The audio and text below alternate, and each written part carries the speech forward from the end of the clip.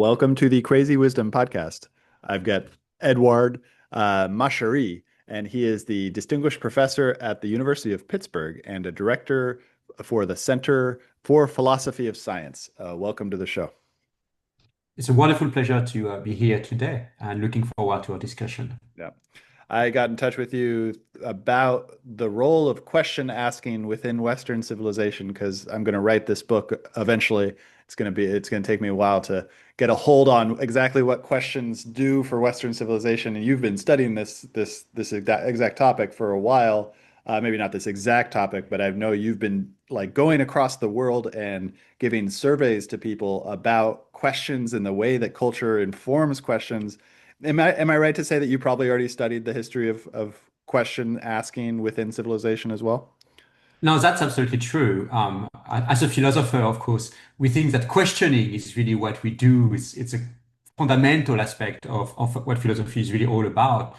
And also because I have this interest in culture, I think it has led me to think about how the way we are questioning depend a bit on our culture and also can be historically variable. So that's something I've been really interested in for the last 20 years of my intellectual life.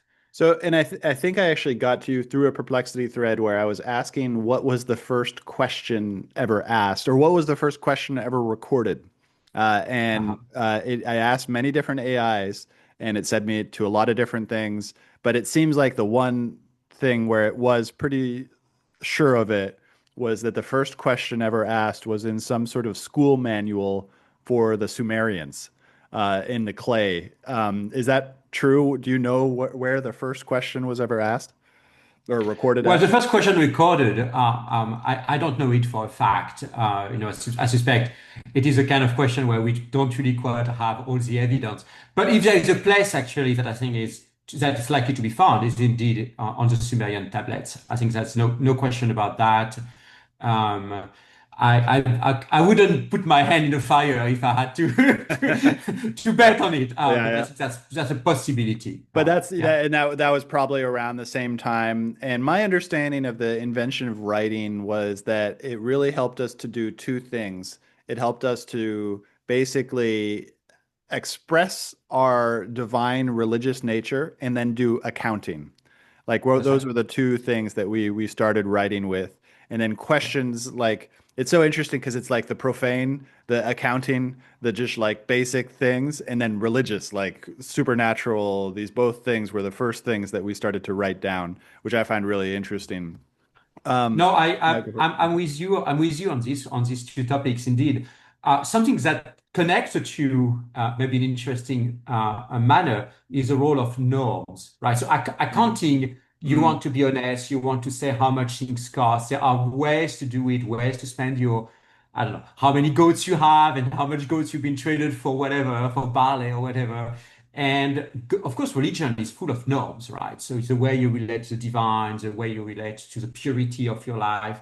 And so also you find very quickly, not necessarily in the first tablets, but very, very quickly you find list of norms, what you ought to do, what you ought not to do mm. in writing. And that's connect a little bit the profane and the divine as well. It's Yeah. just this fact that we just want to take lists of notes, basically. We want to record things. That's right. That's right. And particularly notes about what we ought to do and what we ought not to do. Also to tell other people, right? So not only what we ought to do, but also what they ought Uh, to do. Okay, interesting. And this Mhm. gets to this whole point, to go back and forth from history to now. It feels like the last 2000 years, ever since the invention of writing, we've had this sort of a culture that fits around the authority is written on the paper. You just trust Right. the paper and like that's the authority. You got the Ten Commandments, you got everything like that. Have you played much around with LLMs and AI? Are you playing around with it at all? Yeah. Yeah, of course. And I've also been done some research on Ooh, our attitudes toward AI, so which we okay. could talk about if you're Yeah, yeah. interested. What is your research about? So I've done two different types of things. One is AI and poetry. So Hmm. whether AI is, Good. LLM mostly, are actually good poets, and whether we like AI poetry. The answer is yes, Oh, surprisingly. oh, Uh, it, yeah, it's actually very surprising. And the other one is values and AI. What do we expect AI to do? What values should we say strive to embody? And does it vary across cultures? That's how it connects to the topic of cultures. So if you come from the East and from the West, do you expect the same from AIs and LLMs? And I think Mm, that's a very important question because many of the guidelines for developing AI come from the West, yep. either the EU or the USA. And it's not quite clear they reflect everyone's values in the world, Yeah. right? Which Yeah. is really what we would want, right? Yeah. We just don't want them to reflect like the values of Americans, just the values of Yeah. Yeah. Americans. Well, it's funny So because yeah. it's not just Americans, but it's also mostly tech Americans from the Bay Area. That's right. You don't Uh, want just those yeah, values. yeah, That's yeah, exactly, it's yeah. absolutely true. Yeah, And that's I right. come from there, and I had to leave there because the place has gotten really crazy. And I find it so interesting, the specific question about the values of this specific region, because it is different than the United States, like the rest of the I United agree. States. It's like a specific thing, and I find it in the 1960s and the 1980s was really founded in American principles and everything like that, but in many ways has now become sort of transnational and is Yeah. no longer kind of representative of the values of the United States. It's become its own thing that's kind of living in the future, basically. Uh, I yeah. think that's right. Yeah. And I worked at this company we were talking before we recorded, doing RLHF, reinforcement learning through human feedback, which is Uh-huh. exactly the value transmission from human beings into the machines. And they had to do this because the early versions of GPT-2 were very crazy and would make up lies, would BS all the time, would do all these things, and so they needed a huge amount of human labor to encode our values into the machine so it would respond appropriately. And this is something that a lot of the people in the Silicon Valley didn't want because that most of Silicon Valley for the past 20 years has built off of removing humans from the machine, removing automation loops. And so now they had to hire a whole bunch of human beings, a lot of whom were actually in Argentina, because Argentina has a huge amount of creativity. And at the time, it was a much lower cost Mhm. of hiring people to do this sort of data labeling. So what did you learn about the differences in culture, how it relates to AI and how people approach AI? So we actually were a little bit surprised. So we look at two countries, Taiwan on the one hand, and the USA. So the reason is because Taiwan, of course, is in the East Asia, and there is this very long tradition in psychology arguing that East Asia is more collectivistic Yep. than the US, and the US has a more individualistic orientation. And so we thought because of that contrast, which is there's a lot of research on that, the values might be more collective oriented. So, for example, here's the kind of question we asked. Americans really dislike privacy violation. So they're really concerned that AI is going to be, for AI to work, they're going to have to access all the information about you. And the question is, what trade-offs are Americans willing to make? So, for example, is privacy violation okay when it benefits you or when it benefits the collective? And Mm. and you can ask the same question for people in Taiwan, right? Maybe Taiwanese would be much more likely to say, yeah, privacy violation is okay if it benefits the collective. While Americans might be more likely to say, yeah, privacy violation is okay if it benefits me Ah. in contrast to the collective. So that was the kind of question we were interested in, right? So using the me versus we contrast that past research suggests is important. And so we had a bunch of questions around privacy, around transparency. Is it important that we understand how AI make decision? Also always playing on the me versus we contrast. Okay, so that was the whole project. And it turns out, and that's something that surprised me, that there are much less differences or much fewer differences than what we were expecting. And so I was expecting massive differences between Taiwan and the USA. But in fact, the differences, there are some differences, but they're much smaller than I had expected. So I really had Mm. expected, the we to be very central. Trade-offs are okay only when it benefits the collective in Taiwan. Trade-offs are okay only when it benefits me in the US. But that's not quite what we found. We found much smaller variation. Now, I'm not sure why. That's something I need to study next. It might be that Taiwan, being such an industrialized country, in fact, has gravitated much more towards the USA than it Interesting. was 30 years ago. I mean, Taiwan now is like it's center of the world. It's like Singapore. It's like, so it might be this all contrast, like collectivism versus individualism, does not really apply that well to a place like Taiwan anymore. So, but did you find that so the Taiwanese are actually more individual when it came to privacy? They're like Americans, really. Wow. So, Okay. Yeah, which actually really came as a surprise. So yeah. maybe what we'd have to do is actually go to the countryside of Taiwan. So mostly we work with people who are in Taipei, very urban people, young people, and maybe those people are not that different from American global culture, right? Yeah, So and this gets to an interesting thing we can go back to the history on yeah, too, which is that it seems like there is a distinct consciousness that happens once you live in the city.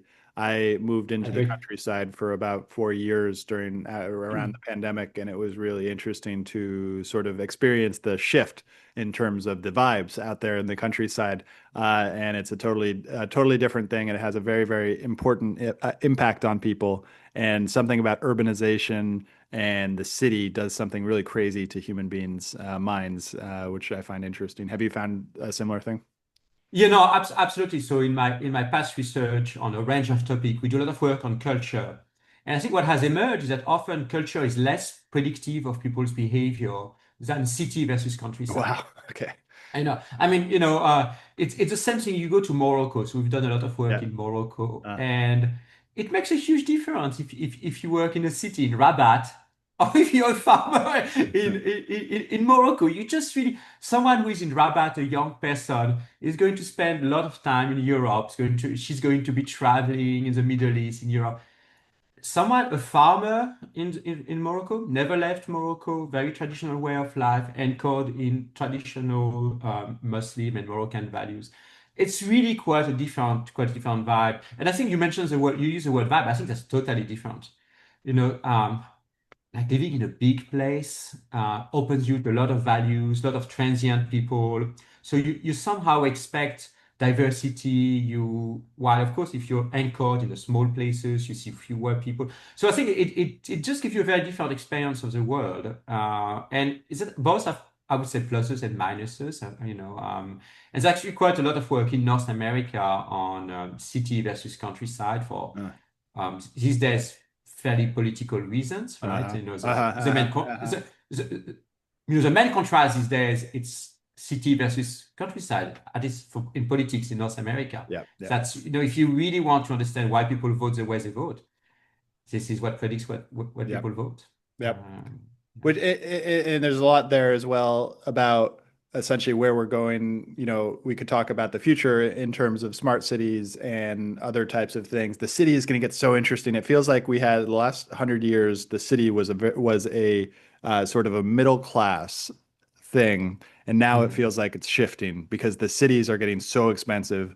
New York, San Francisco, Los Angeles, even Buenos Aires is a really interesting place because if you earn in U.S. dollars, it's maybe the last affordable Western city. Although maybe in Europe it's also a little bit more affordable, but in the United States is yeah maybe not. um, so there's something interesting there, but I want to go into your research about Mhm. culture and Yeah. the question asking. What different cultures did you study question asking?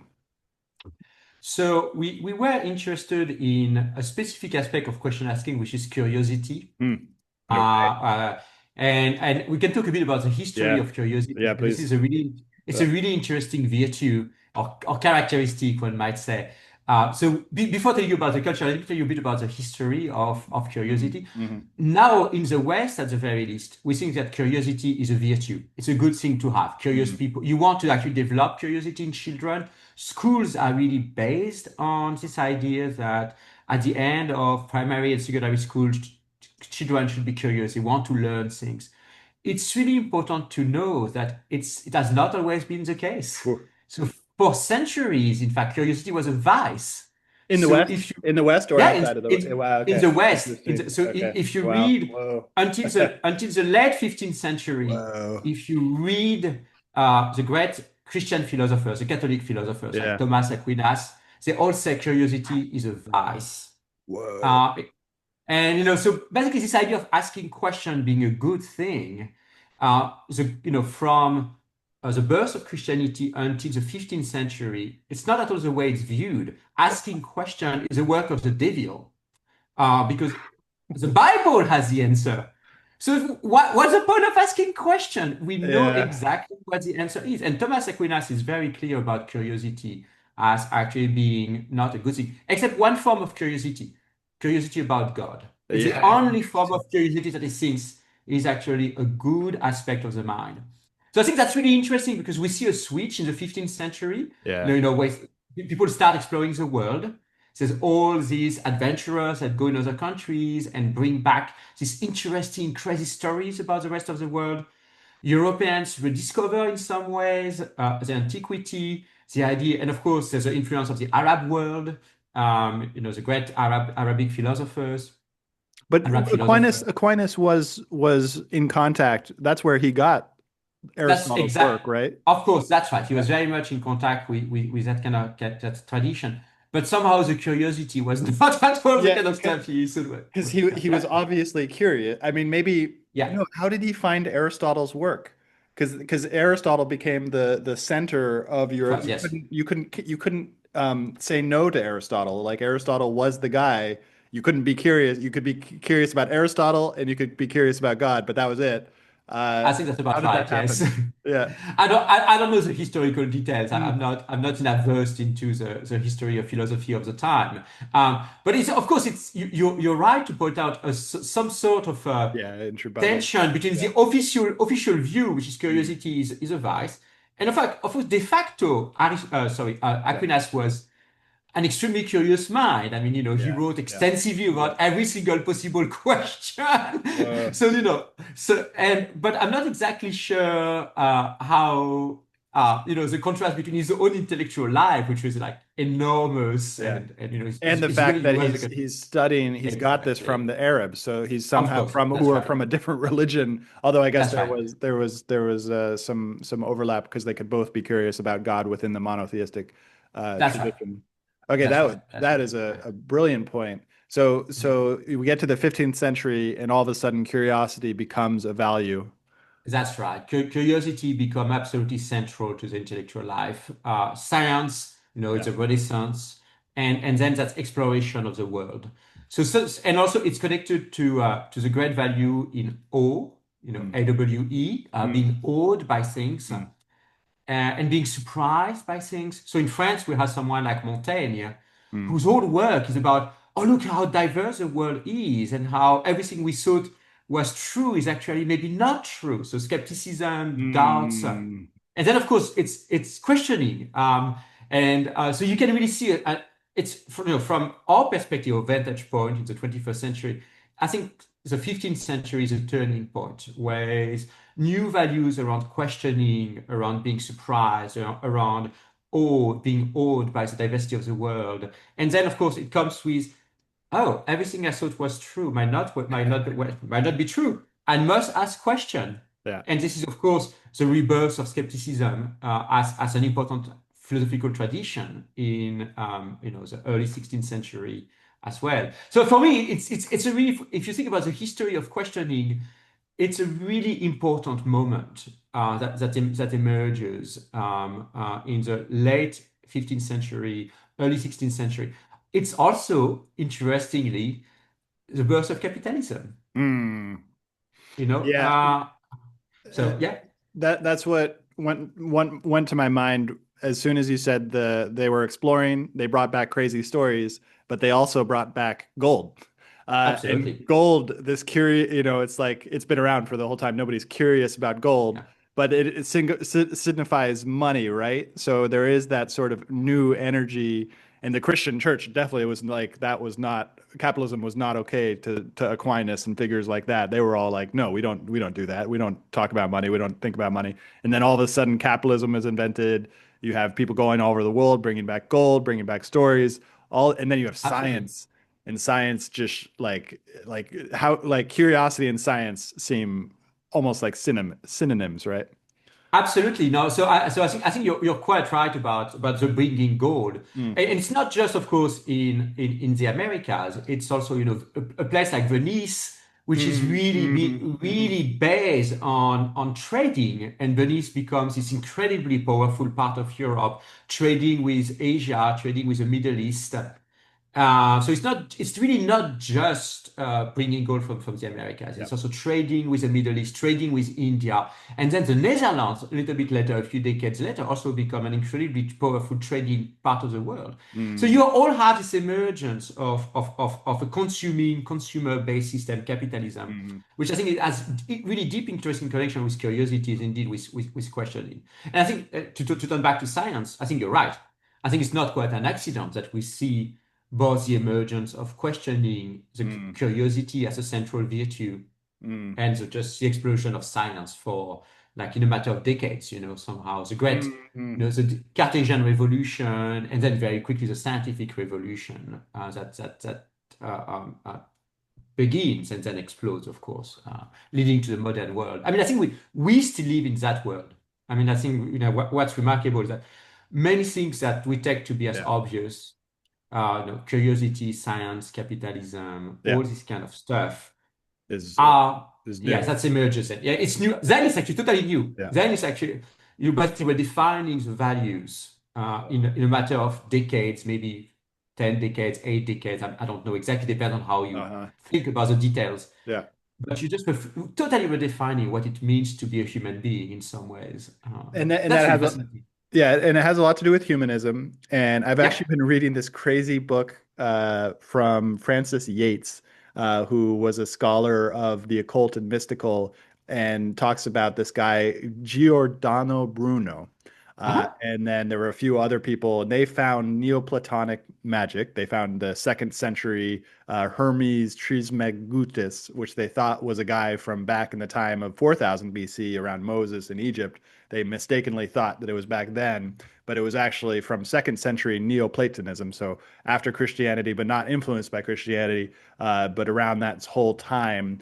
And the Frances Yates talks about how much this sort of magical stuff helped with this curiosity because, as you said, the Aquinas was like, don't think about it, don't ask questions, and all of a sudden they rediscovered this practical magic, and it actually had a big influence in the rise of science because you have the God world and you have the secular world, and the secular world's owned by the devil. And so we don't really go into that. We just think about God. And then all of a sudden they rediscovered this magic and it was practical. You could actually do what the Greeks never did, which is create experiments to test out their knowledge and everything like that.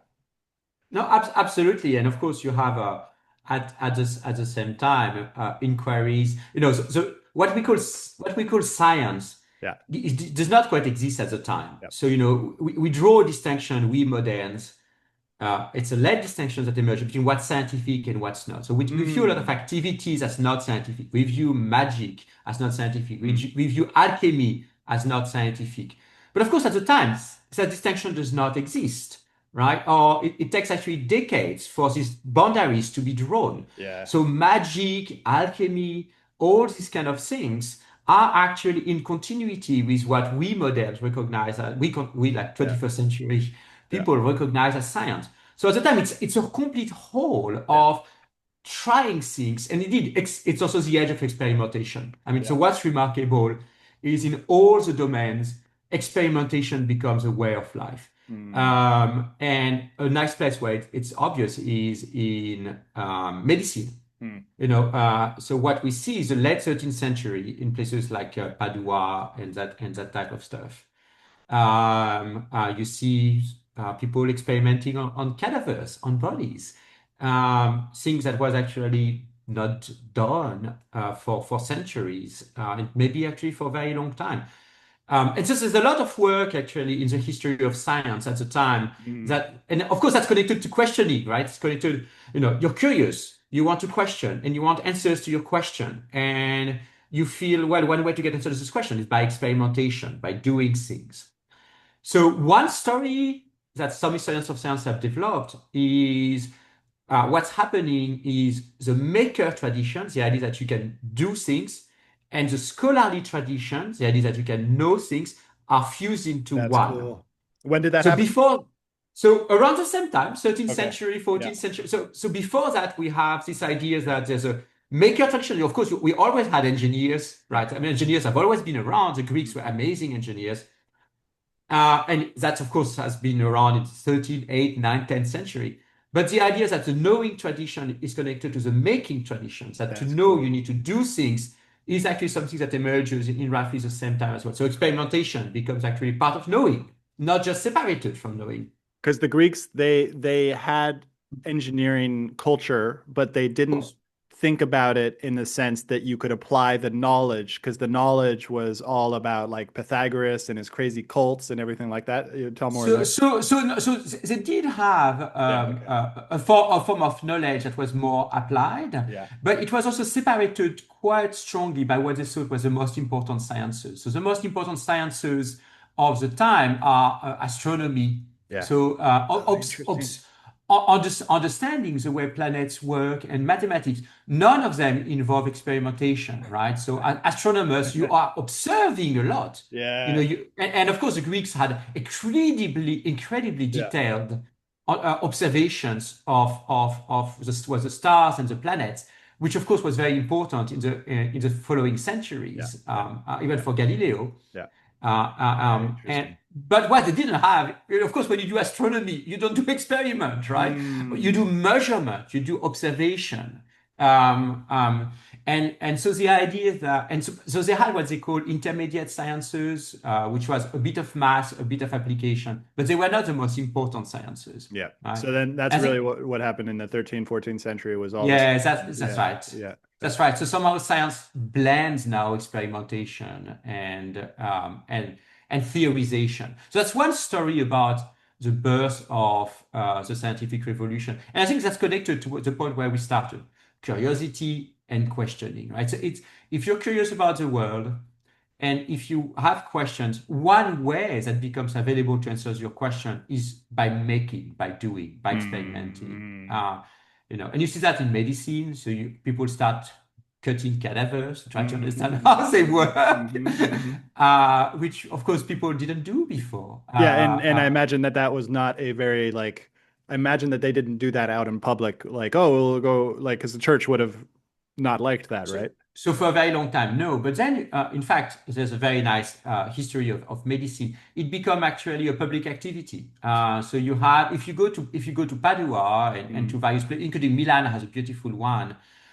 You do find the theaters, Wow. which are all in wood, Yeah. and you got a table in the middle, and the cadavers was put in the middle, and the dissection of the cadaver took place in public with the students and the professors around. So it actually becomes very slowly part of the intellectual life of Europe.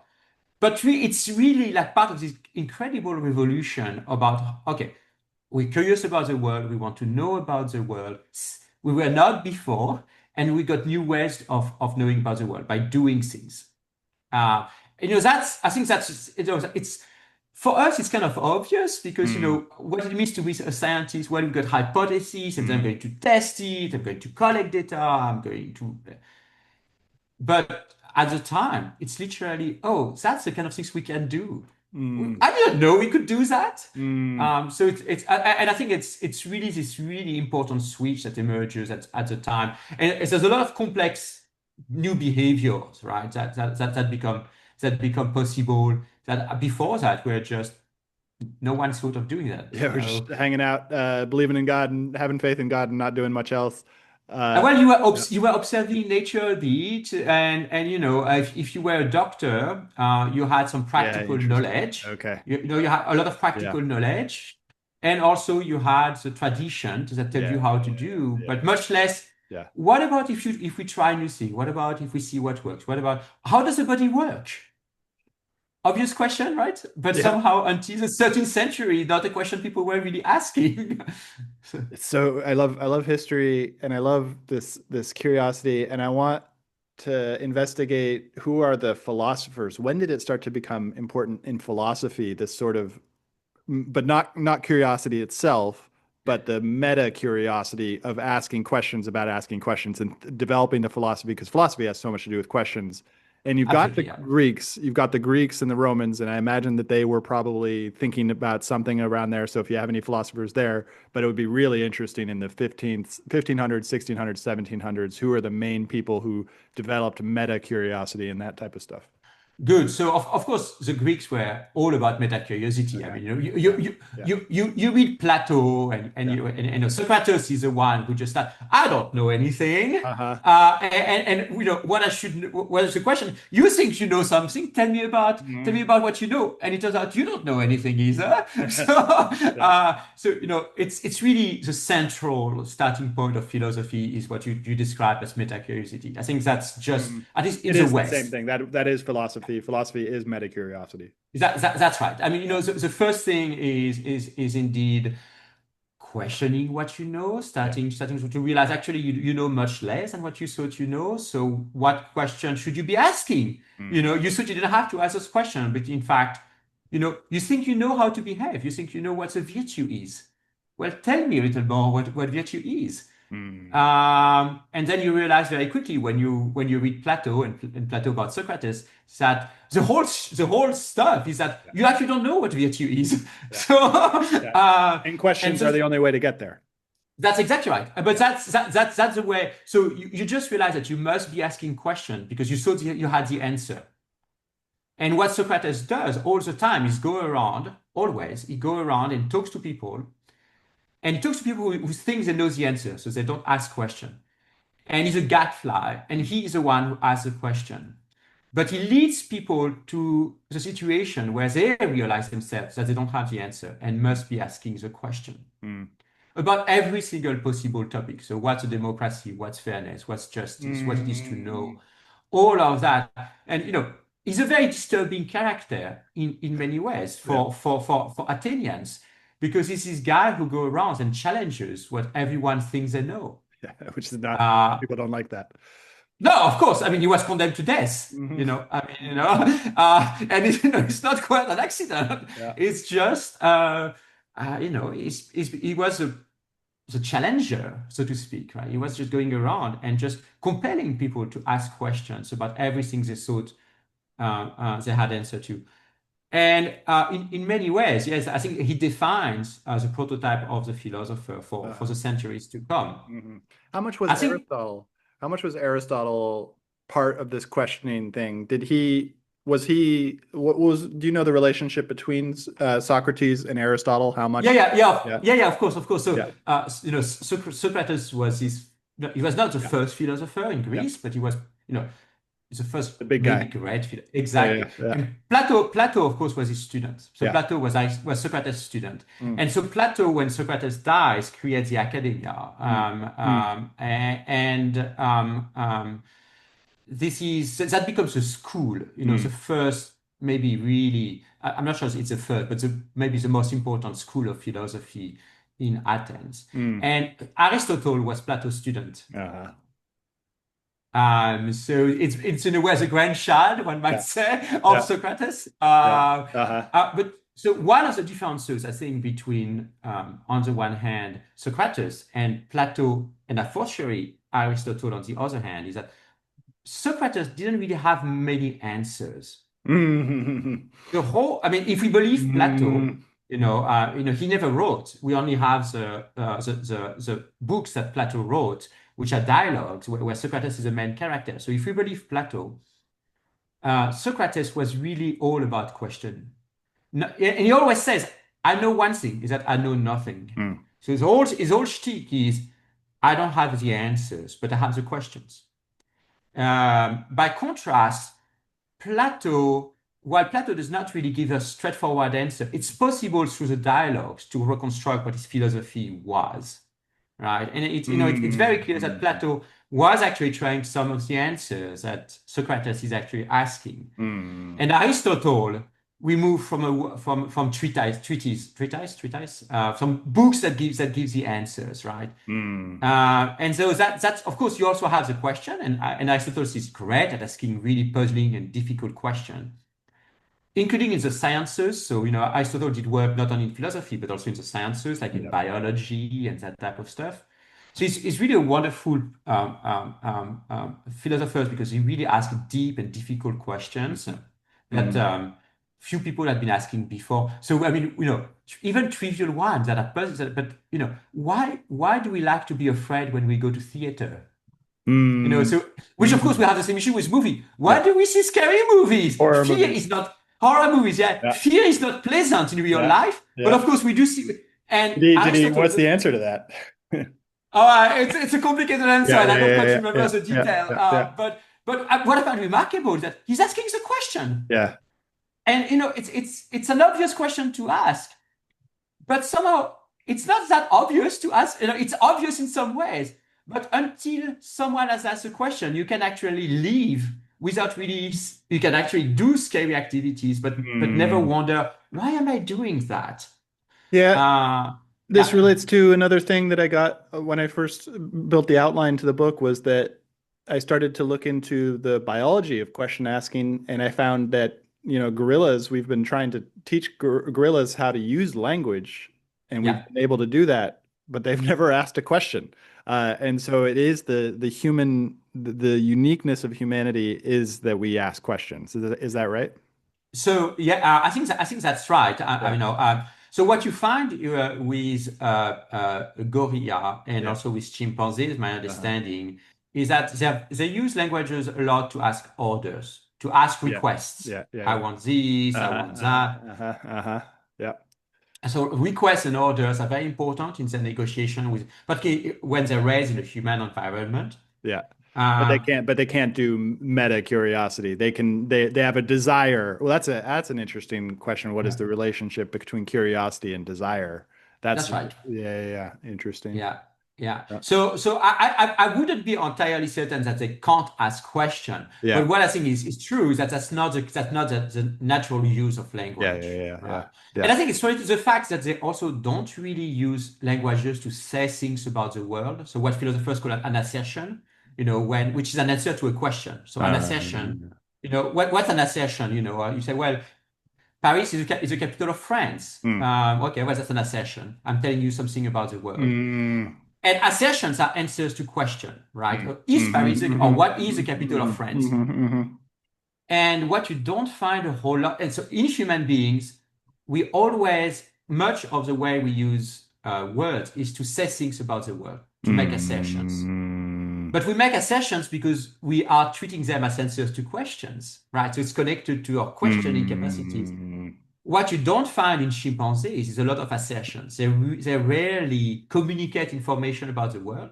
And I think it's related to the fact that they don't have this interrogative question stance, one might say. We Mm. can call that a stance. They don't really interrogate the world the way we do. So we do interrogate the world. We want to know stuff. So we're communicating information to one another, right? That's a really good They point. don't. Yeah, they don't. So they don't assert because they don't question and they don't communicate one another information. No, that it. I'm speculating here. Yeah, I want yeah, to flag. I want yeah, to flag that yeah, the story is probably more complicated than that. I'm not yeah, saying they cannot, yeah. but what I'm saying is that they're definitely not the most natural way of using words. The most natural way of using words is order and request. Very different from us. Very different from human being. Yeah, because we can play in this world of imagination, which is really fundamental to humans. And as we're discovering with the large language models, the language is so fundamental to humans. Like it's so incredibly important for the way that we navigate the world, and we create these complex castles of imagination, which are just, inside of our collective minds. Like they don't exist anywhere outside of our collective minds. That's But right. we spend most of our time concerned with this strange world, which is somehow mediated between thoughts, feelings, and these imaginary worlds that for some people are very visual. Other people just kind of think in words, and some people don't have any inner monologue.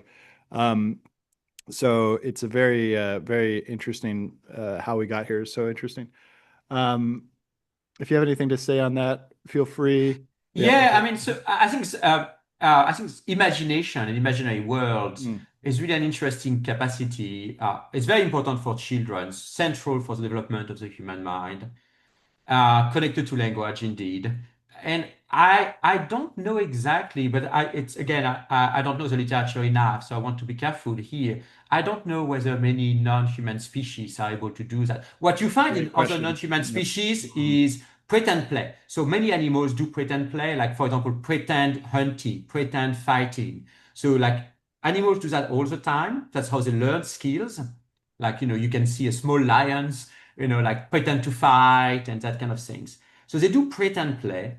And they know they're not fighting in some ways. The parents, they're not engaged in real fighting with their children. They know they're like Mm, pretending to fight. mm, So there is something that looks like a bit like imagination, but it's quite different from I mean, it seems different, at least to some degree, from the worlds that we can build by means of languages and imagination. It's qualitatively different.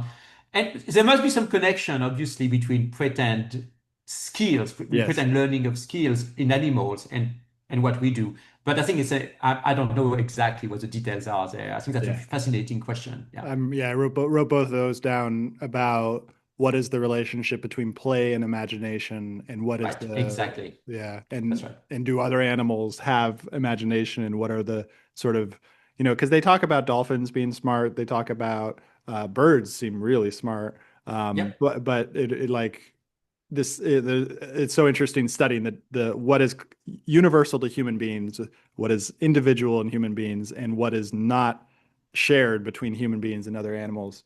Yep. A lot there. I want to go back to the history part because we were talking about curiosity. We got sidelined by the Greeks, uh, and this is what I love. I love the show, and I hope the listeners also love this. So we start getting science, we start getting philosophy, getting much more. What is the link between Aristotle, who all of those early guys were thinking, and some of I guess it's the early modern philosophers? Is that right? Like, Yep. is it Descartes? Is it Kant? Who are the guys who then take what Aristotle and the Greeks did and then expand on that in relation to curiosity? So it's interesting. It's actually not taking on. It's actually Yeah. reacting to. So in Okay. fact, because as you mentioned earlier, the Christian philosophers, the Catholic philosophers, the Yeah. scholastics Yeah. were very much influenced by Aristotle. Yeah. The modern philosophers reacted against Aristotle and they massively rejected Aristotelian Interesting. philosophy. Yeah, so you can see Descartes explicitly, even so, he owes a lot to the philosophers before him. Yeah. It's very clear that he's read them very carefully, Yeah. but he defined his philosophy in complete opposition Wow. to Aristotelianism. People like Montaigne in France, also definitively not an Aristotelian. In fact, what's happening is that they were discovering other ancient philosophers. So Mm, the mm, Stoics are rediscovered at the time, and that did an incredible influence on European philosophy. Also, you mentioned the Neoplatonists, and mm, the Neoplatonists are also rediscovered, and mm, that also incredibly important on some parts of philosophy. So really, what you have is, in fact, a rejection of Aristotle's philosophy. Look at other ancient philosophies, the Stoics being very important, and then the emergence of people like Descartes, mm, who, in a sense, and Hobbes as mm, well in the UK, who somehow define a new philosophy that mm. becomes kind of the standards of philosophy of the time. So it's really a rejection of Aristotle more than an embrace of Aristotle that happens at the time. It's so interesting. So they reject Aristotle, and then what did they find out about curiosity in that rejection, and how does it relate to science? So Montaigne, I think, is someone who was really interested in curiosity, Uh, uh, because Montaigne is slightly before Descartes, yeah. but he's the one who's really taking very seriously all this new age. Yeah. It's the age of discovery, the idea that we Europeans, the European is a French person, so Mm, we French people, we Europeans, we're really a tiny part of the world, and there's much more to the world than we thought there is. And in fact, there's much wisdom elsewhere in the world, and we need to learn about this wisdom. So Montaigne is really the one who actually pushes this idea of skepticism and mm, curiosity and the need for learning. mm, It's a philosopher I'm very fond of because I have skeptical leanings myself. I think we know much less than we think we do. I find Montaigne like a similar mind. Descartes is really a remarkable philosopher because he claims to start from scratch in Mm. many ways. So all his philosophy is Yeah. a rebuilding of it's a very ambitious project. He Yeah, thinks interesting. we can rebuild entirely the edifice of knowledge. That's why he's a revolutionary in many ways. He does not want to be associated with the past. He wants to start from first foundations. And the whole work, and it's not just philosophy, it's the whole of science. He Yeah. thinks he can rebuild the whole of science from scratch. So, you can Yeah. see Yeah. we're already a little bit far from the rebirth of curiosity. We're at a place where science is a well-established project, Yeah. mathematics is a well-established project, and the question is we need to rebuild it on new foundations. Okay, this gets into such interesting territory because one of the critiques of academia and science and a lot of and modern modernity is what I would call neophilia, this love Mhm. of new. Yep. Everything new is good. So that probably starts with Descartes, because he is that right? Yeah. Oh no, I think that's I mean it's obviously the broader time, the Yeah, broader yeah, yeah, spirit of the time. yeah, But Descartes, of course, is totally yeah. in that Okay. respect a neophile, one Yeah, might say. yeah. He's a Christian. He's a Christian, however, so there are There limits is to the extent tradition. Yeah. to which he's going to be challenging the tradition. Mm, He's a very mm. serious Christian. He believes there's a God. He believes he can show there's a God. He can give you proof Wow. of this God. And so, in that respect, his work is not totally revolutionary. It's still connected to tradition, to religion. So, Yeah. And that kind of sets the stage though for the evolution of science, the evolution of philosophy to where we are. We call ourselves modern, and that modernity seems to be very strictly divorced from tradition in a lot of ways, but in a lot of ways it's now coming back. Um, I mean, like maybe this is a good avenue, and I don't want. Hopefully, you don't have something at the hour, and if you do, let me know. But the this like where we are in modernity, we've got post-modernity, and we've got, we're in such an interesting time. But it feels like a good avenue to talk about your research in terms of the uh-huh. different cultures and the way the different cultures relate to curiosity. What are the cultures that you studied? So we've been looking at different types of projects, Uh, different type of culture, different projects. Much of my work has been about the East versus the West. I've done a lot of work on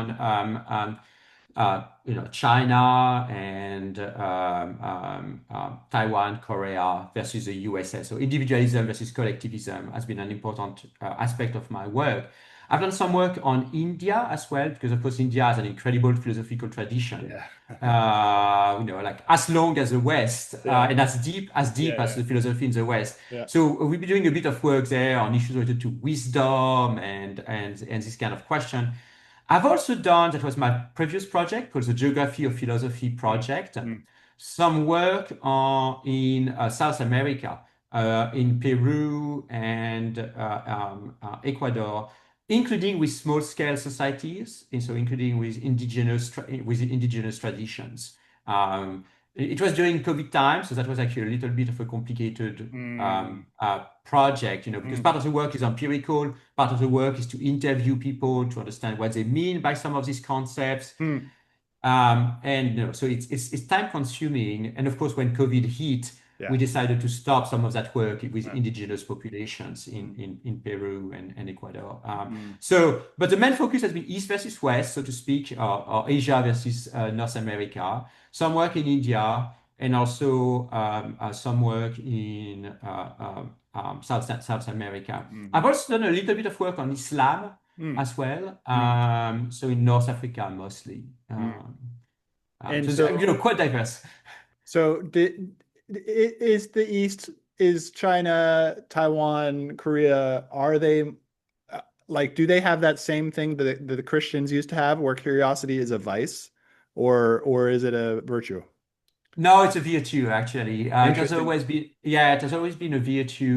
Confucianism, Whoa. which is of Okay. course very, Cool. very important in China, and of course has been very important in Japan too. Confucianism values That's values cool. curiosity and teaches curiosity. So it's actually an interesting place where these worlds, Yeah. East versus West, because of the influence of this big tradition like religion and Confucianism, just kind of went apart. And Confucius actually very early on valued curiosity as an important thing we need to teach children. Huh. Uh, Now it's interesting because, of course, curiosity there is moderated, so to speak, by respect for tradition. So Mm. Confucius is, of course, someone for whom respect for tradition and authority is absolutely central to his philosophy and Confucian philosophers. I mean, it's great school of thought. There's a lot of different traditions there.